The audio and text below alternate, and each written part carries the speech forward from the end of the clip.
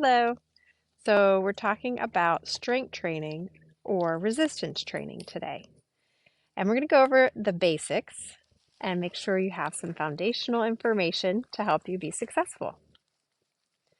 First, let's define what resistance training is. It's working against a load or a resistance at a steady pace over a set amount of time in a structured fashion.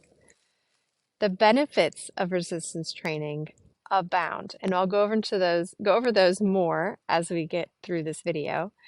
But make sure that you understand that it is when you do something against a load in a set amount of time in a structured fashion. Now, many of my clients often share, well, if I'm walking, doesn't that give my legs some benefits of strength training or resistance training because my legs are working against my body weight? And I can understand that conclusion. However, the time is the factor and the load is also a factor in whether or not you're going to build strength in the muscles in the legs with walking.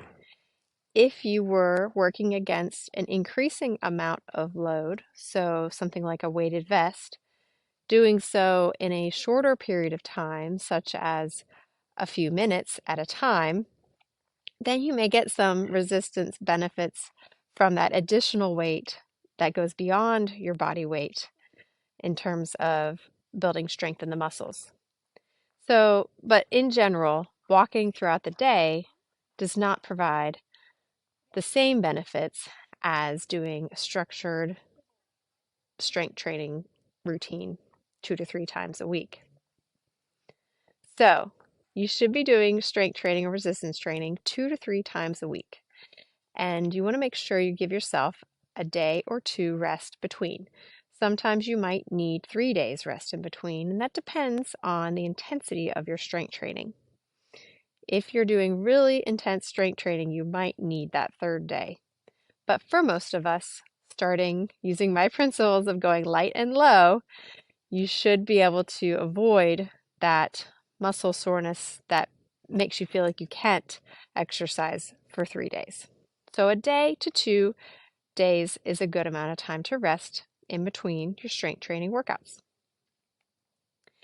So what do you use to do strength training? Well, it's the equipment that you might already have at home, such as exercise bands or dumbbells.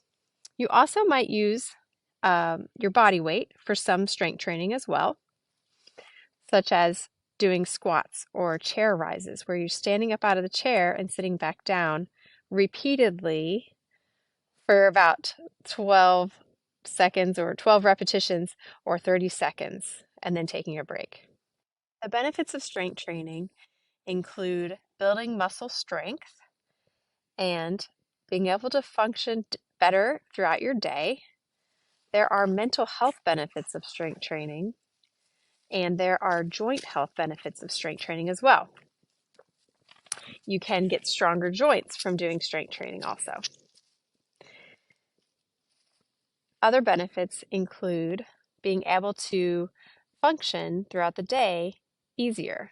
So lifting things becomes easier, and getting up out of the chair will become easier, and your core muscles, if they're strengthened and trained, then you'll be able to better handle if you trip or stumble like you're about to fall.